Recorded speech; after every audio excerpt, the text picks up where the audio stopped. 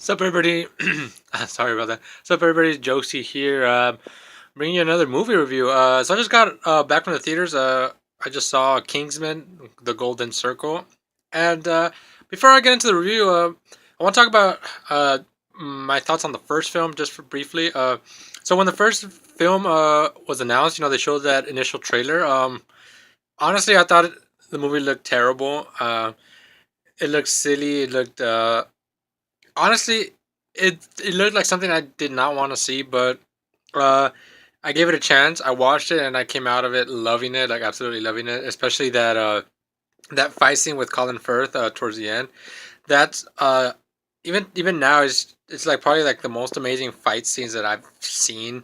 Uh, I don't know of all time. I would have to like think back. But definitely in like recent years, I think that fight scene is just amazing.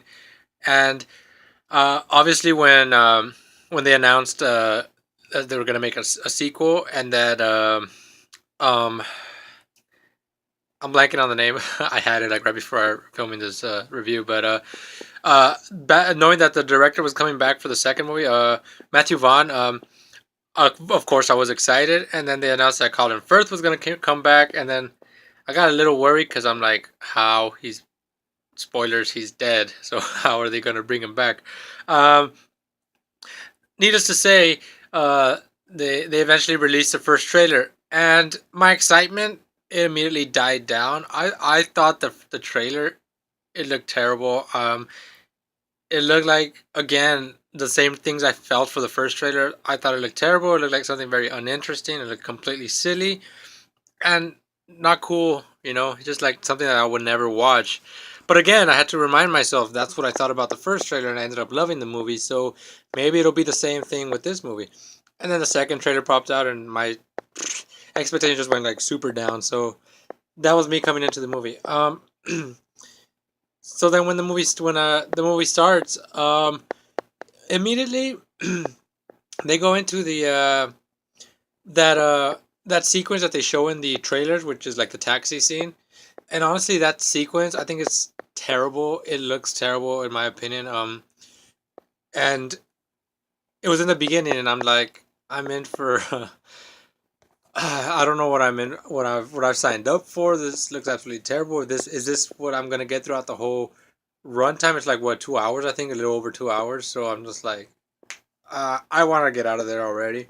Um, it's just the main problem with the first sequence, like it's a chase scene. But the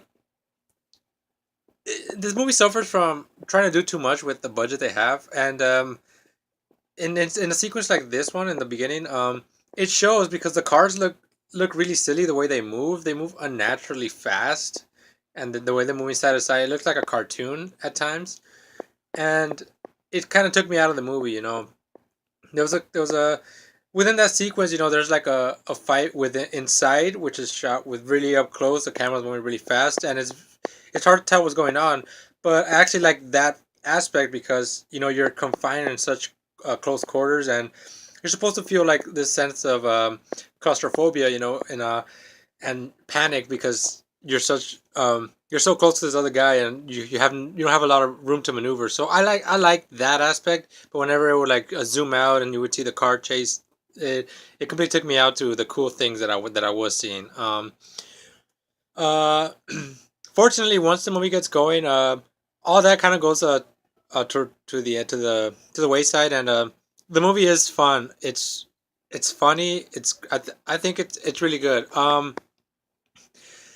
The first movie, I think what the first movie did well was that with James Bond kind of going to like the more gritty, more realistic side of like spies. Uh, what Kingsman did, it went back to like the old school James Bond with all the gadgets, all the fancy stuff, and all the saving the world sort of stuff that people no longer took seriously. People, especially with the Pierce Brosnan James Bond movie. People didn't believe that you could do a James Bond movie that way and have people like it and have it be serious at the same time. Uh, so the first Kingsman proved that you still can get away with it and you could still make an enjoyable movie. Um, so this movie, however, they kind of went a bit too overboard in my opinion. I think everything just kind of goes like they throw everything towards the wall, everything just towards the fan, and some of it works, some of it doesn't. Some of it kind of takes you out of the movie just because um it feels like you're watching a live action cartoon. You know, one of the old cartoons like I'm blanking on any right now, but where like the villain has a big scheme to take over the world, and it's really at that level of like villainy where it's just trying with like this big scheme that would never work in real life, and it is definitely a cartoon. But once you get used to it and you stick with it, it becomes fun, and especially if you start looking at it from that aspect, from that angle, you know, you're not looking at it no longer for as a serious movie, but like a fun, enjoyable film. And in that case, it is fun because there's a whole bunch of stuff happening, and stuff that would, like I said, never happen in real life. Like it's impossible the stuff that's happening, but it's fun. Um, I think this movie is not as good as the first one, just because with the action, it's great. It's great action, but there's not that single set piece that even tops with that Colin Firth set piece from the first movie.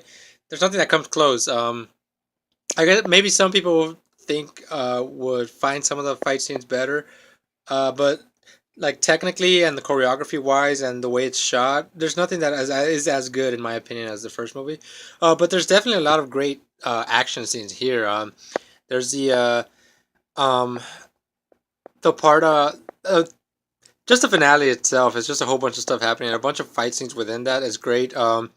There's the this fight in the snow with one of the statesmen, the one that has the lasso, what you've seen in the trailers. That guy's great. And there's a whole bunch of mini set pieces, and they're all good in their own right. But again, I think tops the first one, but that's fine. You know, I'm not here. It's hard not to compare it to the first one just because it isn't the same franchise, but I don't hold any of that against it. You know, just because it's not as good or the fight scenes aren't as polished, it doesn't detract from this movie at all. Um, there are some great moments, a lot of great character moments. Colin Firth, him being back, I was skeptical at first because I didn't know how they were gonna reintroduce his character again and how you would make it believable. But the way they do it, the way they explain it, it wouldn't work in any other film. But the fact that this movie is like so crazy and so much other crazy stuff going on, him coming back from a shot to the head is honestly the most realistic aspect of this film.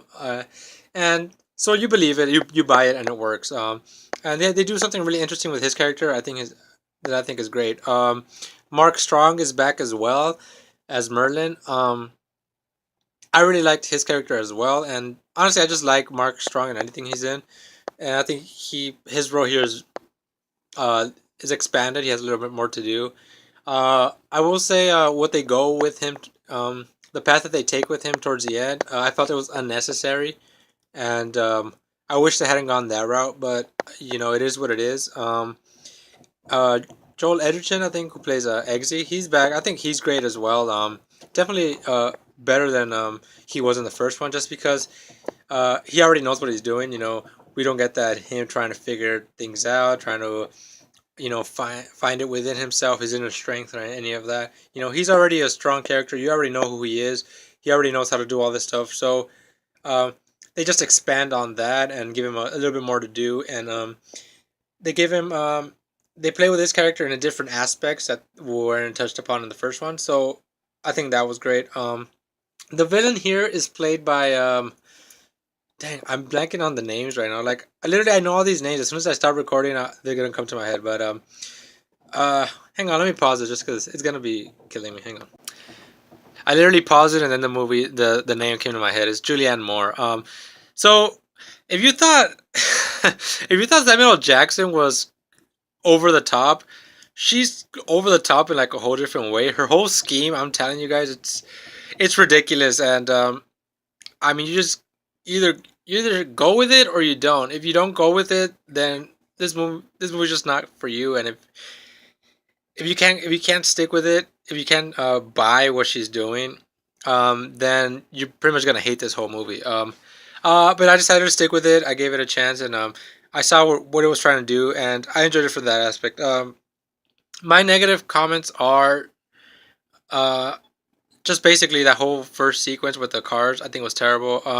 A lot of bad CG, and I know CG isn't the main focus, and it's I know that. That's why I'm able to enjoy the majority of this film because a lot of the CG is terrible.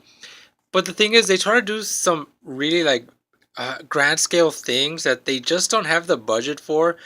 And if you cut a lot of those scenes out, you can make some of the other scenes even better. Like it's a minor thing, but they show kind of like the global scale of what she's doing, and it involves a lot of CG and people superimpose on digital backgrounds, if that makes any sense. But it's not done well. Where the backgrounds look very weird. It looks like they're floating on the surfaces. And again, CG isn't a big deal. But if you can't use it properly, then there's no need to put it. You could have taken all the money you spent on trying to make those scenes. You could have improved that opening car chase, for example, because a lot of the elements in that didn't work all that well. Other than that, I think this movie is great. The Statesmen, which are kind of like the relatives of the Kingsman, but the U.S. version, I think they're great as well.